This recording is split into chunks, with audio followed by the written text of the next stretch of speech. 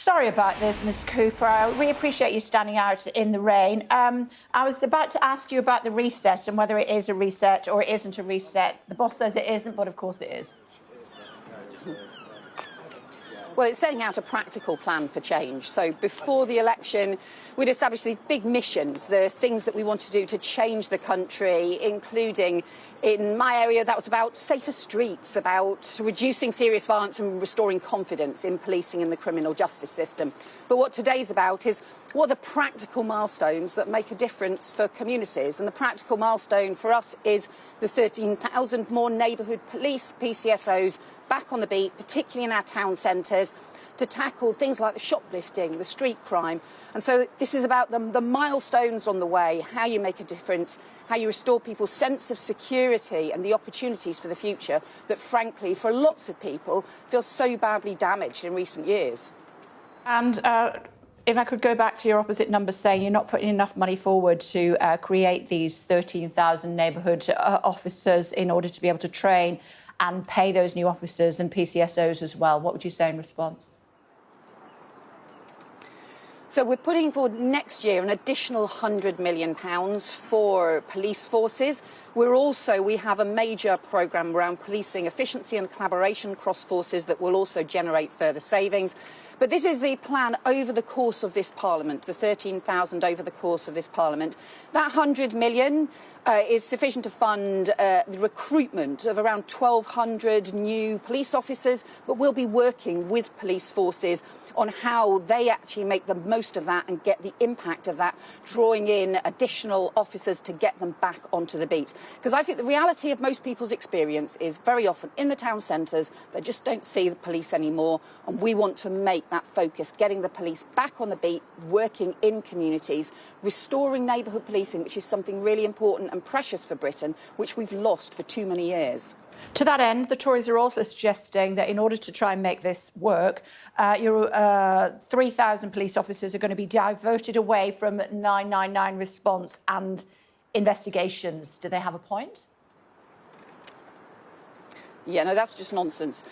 So we've identified around the 13,000. We initially said you could do that through having about 3,000 new recruits, police officers, another 4,000 newly recruited PCSOs, potentially 3,000 specials, and then moving 3,000 police officers redeployed by doing things like changing the bureaucracy between the police and the CPS, for example, the Crown Prosecution Service. There's a lot of bureaucracy that police officers have to deal with at the moment.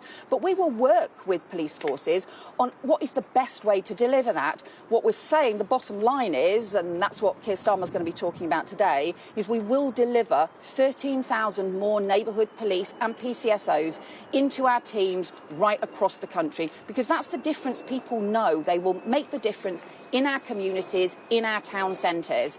People have a right to feel safe on the streets, and too often I've talked to shoppers, to local residents in town centres who say they just don't go shopping anymore because they just don't feel quite safe enough in the streets. That's not good enough, and that's why we're making this such a milestone in the plan for change today. Slightly off your remit, but nevertheless a topic that you will have a view on is suggestions that we don't have enough prison places and more people convicted could find themselves at home with ankle tags. Do you think that that's the right way forward? Well, we obviously inherited a complete prison crisis from the Conservative government. I mean, really, the state of things was just shocking, and they hadn't built the prisons that were promised, the prison places that were needed. So the Justice Secretary, Shabana Mahmood, is going to be setting out a capacity building programme, how we build the additional police places, but also how we make sure, as part of the sentencing review, how we do make best use of things like tagging, things like curfews and other kinds of sentencing as well, because we want to make sure that people pay for their crimes. We are determined to increase the prison places to make sure that that happens, but alongside that, we will do additional things like tagging as well. Final thought. I've known you well for many years. I think it's fair that I can describe you as a middle-class woman of a certain age. Thoughts on Greg Wallace? I think never underestimate women of a certain age, Kay. I think you and I would probably agree with that. I think some of the stories we've heard really have been quite grim.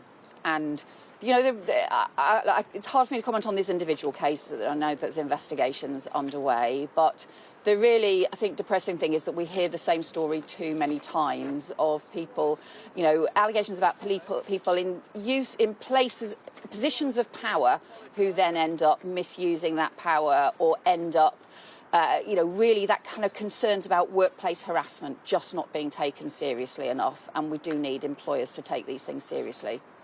OK, always a pleasure. Thanks for bearing with us. Sorry again about the gremlins. Much appreciated. Thanks, Kate.